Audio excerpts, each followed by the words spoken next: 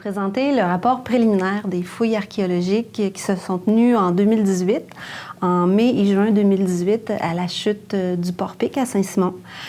Donc, ce sont les archéologues, en fait, principalement Manon Savard, là, qui a fait la présentation, qui est professeur à l'UQAR et qui travaille au laboratoire d'archéologie de l'UQAR. Donc, il était là pour présenter un peu la méthodologie qui est employée pour faire les fouilles archéologiques, une mise en contexte aussi, pourquoi le laboratoire d'archéologie puis l'école de fouilles ont été invités en 2018 là, à faire ce projet-là.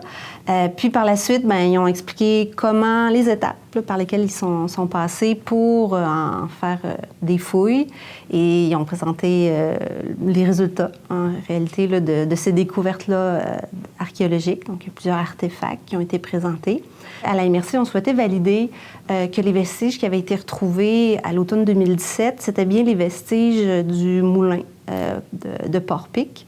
Il y a des recherches qui avaient été faites, des recherches historiques par M. Proulx et Mme Plante, des estivants de Saint-Simon. Donc, en 2017, il y avait eu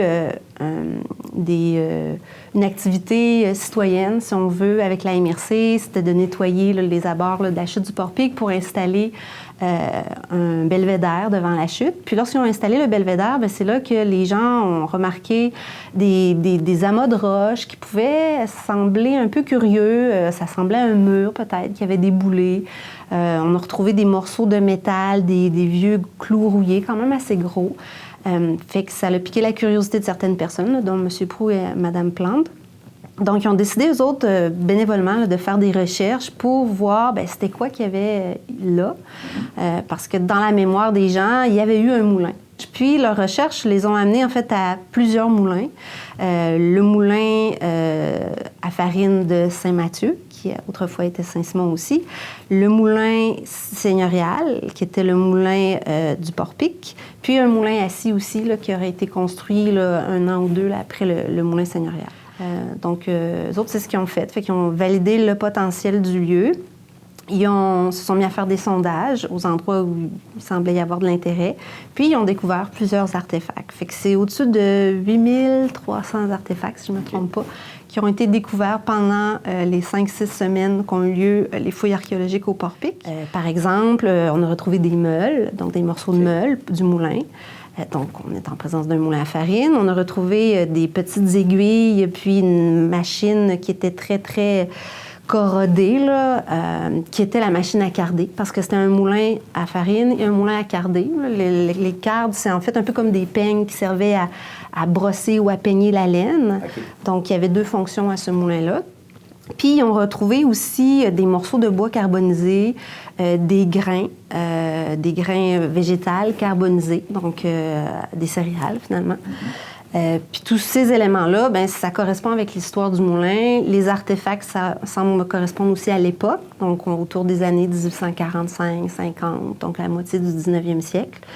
Puis le moulin, on savait aussi dans l'histoire qu'il avait passé une première fois au feu. Donc en 1800, je pense que c'est entre 51 et 55, si je ne me trompe pas, le moulin a passé au feu. Donc on a trouvé les traces de feu, en tout cas des éléments qui avaient brûlé.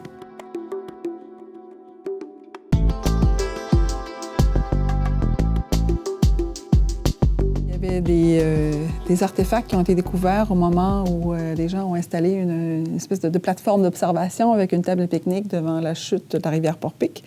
Et on se disait qu'il y avait quelque chose, donc il y a eu une déclaration de site qui a été faite. Et puis, on nous a appelés. Bon, il y a eu des recherches historiques qui ont été faites. On savait qu'il y avait eu au moins 2 moulins le long de la rivière Porc-Pic. Et c'était vraisemblablement un des 2, vu la position géographique.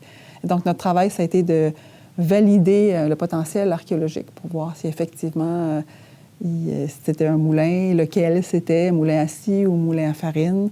Donc, c'était ça notre travail essentiellement. Au niveau des vestiges architecturaux, c'est peut-être moins bien préservé, mais au niveau de la collection, il y a vraiment une très, très riche collection.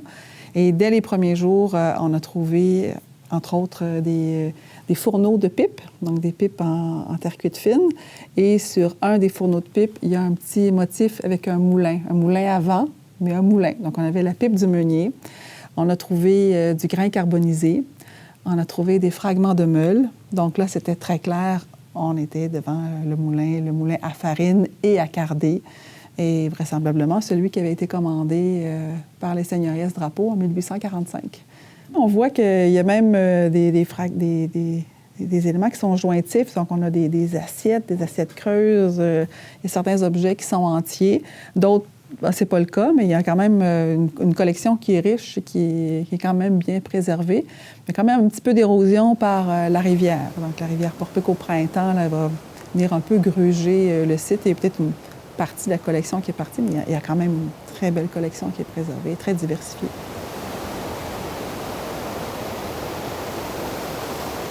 Le processus de l'archéologie, habituellement, va commencer par une étude de potentiel avant d'aller sur le terrain, comme ça représente beaucoup de moyens humains et matériels. On va normalement rassembler toute la documentation qui est disponible pour essayer d'évaluer le potentiel d'un site. Ensuite, il y a une deuxième étape, si le potentiel le justifie, qu'on appelle l'inventaire, où on va aller essayer de confirmer ce potentiel par quelques sondages. Donc, les sondages sont un petit peu des petites fenêtres qu'on ouvre dans le sol pour aller vérifier la présence de vestiges, leur état de conservation, leur date, éventuellement leur fonction. Et puis, on va faire quelques sondages qui vont nous permettre d'évaluer l'étendue du site dans l'espace. Et ce qu'on a fait à Porpic, c'est l'inventaire. On savait qu'il y avait un site puisqu'il y a eu la découverte à l'automne 2017. Donc, les gens ont rapporté, la MRC a rapporté des vestiges architecturaux, des murs, plusieurs pièces de fer, et des historiens amateurs locaux ont assemblé un intéressant dossier donc, qui attestait de la présence de moulins dans ce secteur-là.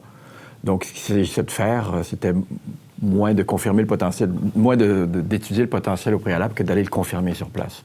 Donc, c'est ce qu'on a fait. Une série de sondages. Ce n'est pas une fouille exhaustive, ça pourrait être une prochaine étape. Quand ça le justifie et qu'il y a des bonnes raisons, on peut fouiller au complet un site.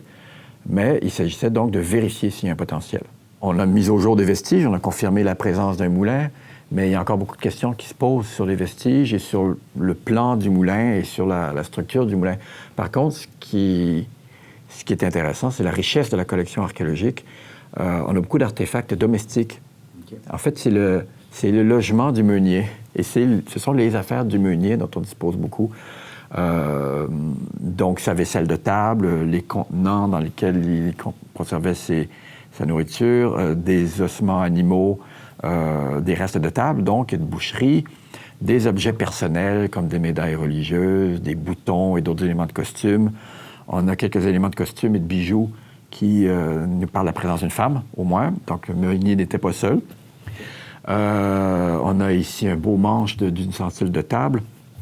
Et tout ça, ça nous donne aussi un portrait du statut social du meunier ou du statut social auquel il prétendait. On s'affiche un petit peu par les objets qu'on déploie chez soi quand on reçoit des gens. Donc, il y a la revendication d'un statut social dans tout ça. Et manifestement, le meunier prétend un statut qui n'est pas celui de l'habitant, sans tout à fait non plus être celui des seigneurs. On voit que c'est un artisan spécialisé qui prétend un statut particulier. Pourquoi la MRC a fait appel à nous? Elle aurait pu faire appel à des professionnels, effectivement, c'est la pratique usuelle. Nous, ce qu'on a à l'UQAR, c'est une école de fouilles archéologiques. Donc, il y a peut-être une plus-value de plus qui pouvait intéresser la MRC, qui souvent intéresse nos partenaires. On ne produit pas seulement de l'archéologie, on produit aussi des étudiants. On produit des gens qui vont être éveillés au patrimoine et qui vont être éveillés à l'intérêt du patrimoine archéologique. Donc, il y a une plus-value à notre activité archéologique qui est en termes de rayonnement, de formation d'une relève. Et on est aussi très attentif dans tous nos projets, donc à associer la recherche et l'enseignement, mais aussi la mise en valeur et le service à la communauté. Il y avait là une belle occasion de mener un projet archéologique auquel on pourrait associer le public, auquel le public serait invité à assister. Donc, je crois que ça aussi, ça pouvait être une plus-value intéressante pour la communauté. Le chantier a été ouvert aux visiteurs tous les jours.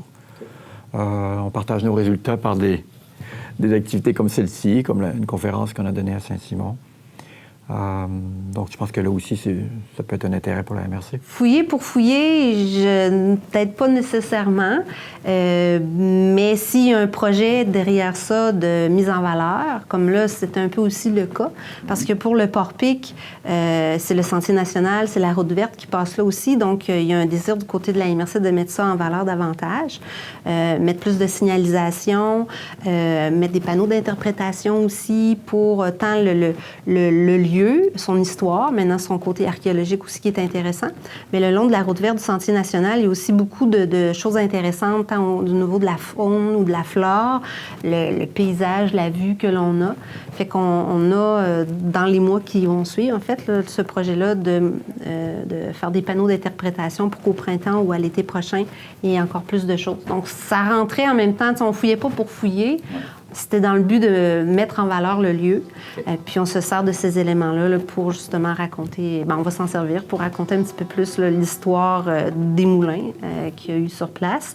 Puis évidemment, la collection d'artefacts, elle est immense. Fait que c'est sûr qu'on aimerait ça pouvoir prendre certains artefacts puis les mettre en valeur, soit dans des vitrines. La municipalité de Saint-Simon est ouverte puis intéressée à collaborer là-dessus. Donc, ça serait sûrement à Saint-Simon qu'on pourrait trouver un endroit pour mettre en valeur certains de ces éléments-là. Puis tant qu'à les mettre en valeur, bien, c'est sûr que ça serait le fun d'avoir un petit peu plus d'informations aussi sur les objets, donc faire une étude, une analyse plus poussée des objets. Fait qu'il y a beaucoup de choses en réalité là, qui peuvent se faire à partir de ce site-là. Fait que c'est juste le début. C'est ce que je peux dire. Là. Il y a plein d'autres choses là, qui vont s'en venir au cours des prochaines années.